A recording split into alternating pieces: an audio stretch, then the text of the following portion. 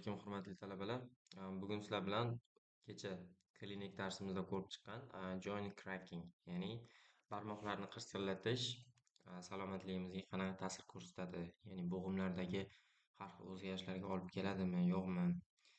Ya'ni barmoqlarni qirsillatish bizga qanaqadir zarari bormi degan savolga demak ilmiy jihatdan asoslarini ko'rib chiqamiz. Ya'ni olimlar buni ustida demak izlanishlar olib borishgan. Bo'g'imni qirsillashi nimani hisobidan kelib chiqadi va shunga o'xshagan savollarga qisqacha ko'rib o'tsak. Ho'p, ko'pchilikda uchraydi bu demak odam o'zi qirsillatishi mumkin qo'llarini. Ko'pchilik holatda odam o'zi qirsillatadi va ba'zan demak physical terapistlar orqali ham bu anaqa procedure amalga oshirishi mumkin. Bo'g'imlardagi har xil bo'ladigan o'zgarishlarni, masalan, mana ko'rib turibmiz. Umurtqa pog'onasida bo'ladigan har xil o'zgarishlarni to'g'irlash uchun demak ortopedlar va physical terapistlar, ya'ni fizioterapevtlar buni demak qilishi ham mumkin ekan. Xo'p, qirsillatishni mexanizmi nima desa, resulting sound is caused by dissolved gas. Dissolved gas degani bu demak suyuqlikda erigan gaz. Qaysi suyuqlikda desa, bo'g'im ichida bilamiz, sinovial suyuqlik mavjud. Aynan mana shu suyuqlikda erigan gazlar, bular nitrogen gazlar ko'pincha. Demak, cavitation bubbles suddenly collapsing inside the joints. Ya'ni qachonki biz barmoqlarimizni qilsillatadigan bo'lsak, suyuqlikda erigan gaz o'sha bo'g'imni ichidagi kollapsi hisobiga, ya'ni qisilishini hisobiga erigan gaz erkin gaz holatiga o'tadi. This happens when the joint cavity is stretched beyond its normal size. Ya'ni bo'g'im o'zini normal hajmidan ko'ra ko'proq cho'zilgan paytda, ya'ni o'sha qirsillatish vaqtimizda deyapti. The pressure inside the joint cavity drops and dissolved gas suddenly comes out of solution and takes gaseous form. Tushundinglar? Ya'ni bo'g'imni ichidagi demak bosim dissolved gazi demak erigan holatdan gaz holatiga o'tadi. Bu esa distinct popping noise'ga, ya'ni o'sha bo'g'imlarda yuzaga keladigan ovozni yuzaga kelishiga sababchi bo'ladi. Demak,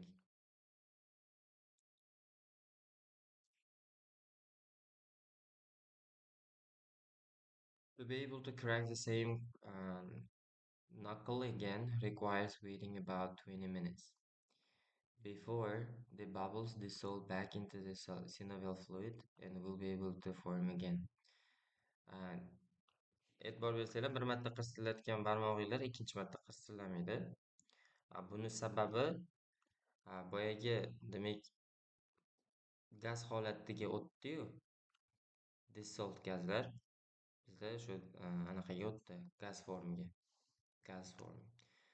Endi o'sha holati yana synovial fluidda erigan holatga o'tishi uchun mana dissolve back into the synovial fluid degani o'sha synovial suyuqlikda erigan holatiga o'tishi uchun demak it requires about 20 minutes, ya'ni 20 minutlar vaqt ketar ekan. Va 20 minutdan keyin boyagi demak holatni yana qaytarsak bo'lar ekan. Xo'p. Endi umuman olganda hozir demak joint crackingni yuzaga kelish mexanizmini qisqacha xulosa yasagan bo'lsak, demak bu shu sinovial bo'g'imlarda, ya'ni diartroz bo'g'imlarda uchraydi, ko'pincha barmoqlarda. Hop, popping soundni yuzaga kelishi, ya'ni o'sha barmoqlar qirsillagandagi ovozlarning yuzaga kelishi demak ulardagi erigan gazni bo'g'imni qirsillatganimizdagi bosimni o'zgarishini hisobiga gaz holatiga kelishi va bu o'sha gaz holatidagi o'tishidagi ovoz hisobiga yuzaga kelarkan bo'g'imdagi qirsillash. Hop. Relation to arthritis, ya'ni mana shu bo'g'imni qirsillatish artritlarga, bo'g'imda uchraydigan bo'g'imlarning yallig'lanish kasalliklariga qanaqa aloqasi bor degan demak pointga keldik. The common old wives' tale. Old wives' tale degani o'sha keksa odamlarni aytib, o'sha qari odamlardan yosh odamlarga o'tib keladigan narsalarni aytishadi. Masalan, kattalar aytishadi-yu, qorong'i tirnog'ing nomi yokida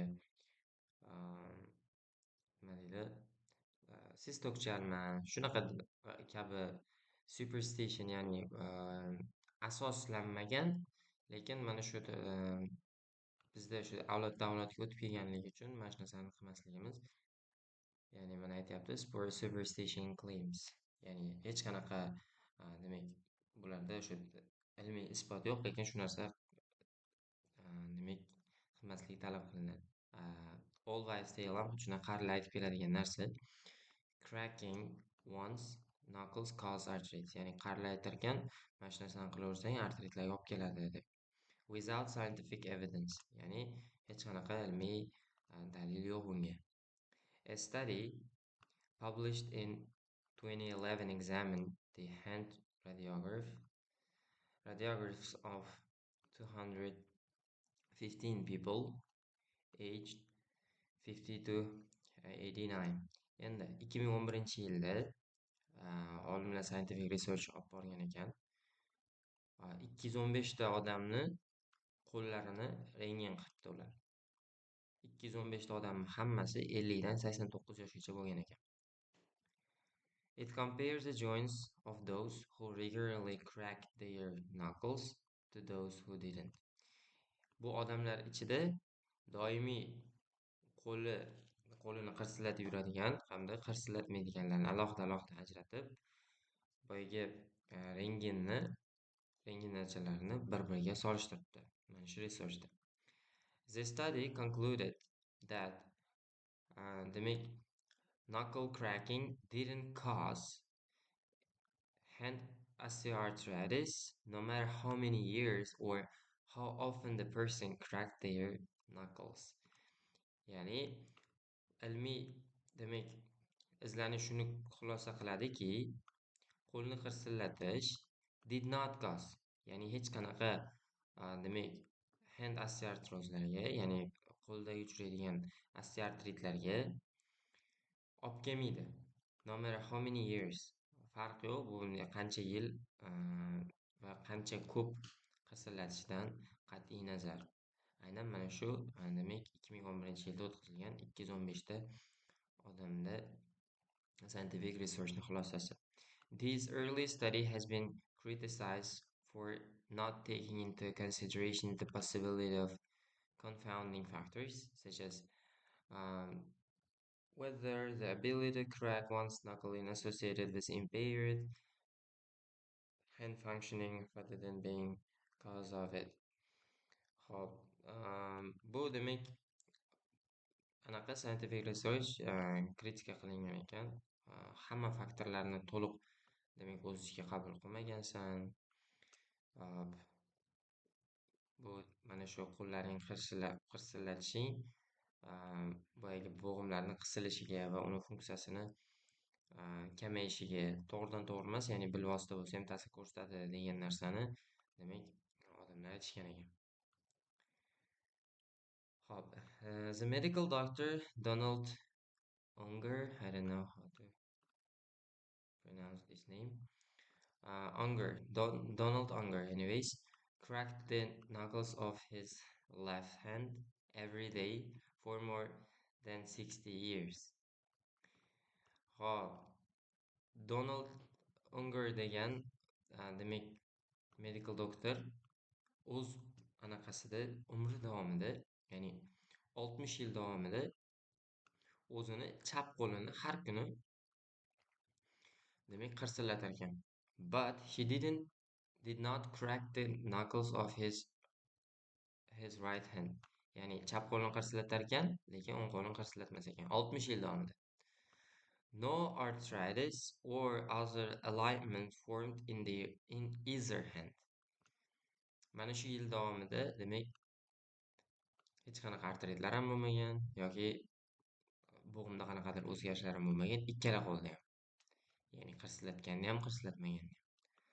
For this, he was awarded the 2009's Satirical AIG Nobel Prize in Medicine. Ya'ni demak mana shu narsani aniq qilganligi uchun 2009 yilda IG Nobel Prize bilan demak mukofotlangan ekan. Mana shu narsa o'rtoqlar, demak bunga to'liq ilmiy asos haligacha to'liq yoritib berilmagan. Masalan, hozir mana bu joint crackingda unda chiqadigan ovozlarni hammasi ham faqatgina mana bu jointdagi cavitationni hisobiga, ya'ni dissolved gazni, boyagi o'sha suvda erigan gazni gaz formasiga o'tishi emas, undan tashqari mana bo'g'imlardagi ligamentumlarni, bo'g'im yuzalarini ishqalanishini hisobidan ham kelib chiqadi degan har xil qarashlar mavjud ekan. Shuni hisobga olib, demak, agarda bo'g'imda hech qanaqa demak og'riq bo'lmasa, aynan o'sha joint cracking qilayotgan paytda shish bo'lmasa, sizni hech qanaqa bezovta qilmasa, bu narsa okey. Agarda bo'g'imda qanaqadir demak og'rish bo'lsa, shish bo'lsa, harakatlantirishga qiynalsangiz aynan undan keyin, bu demak bizda ogohlantiruvchi signal bo'lishi kerak, что yaxshi oqibatlarga olib kelmasligi. Hop, xulosa o'zinglardan qo'lni qirsillatish, qirsillatmaslik. Demak, kechagi klinik darsimizda aynan mana shu narsa haqida to'liq ilmiy asos yo'q edi. Mana shuni demak Wikipediyada ko'rib sizlarga tahlil qilib berdim. E'tiboringiz uchun rahmat. Salomat bo'linglar.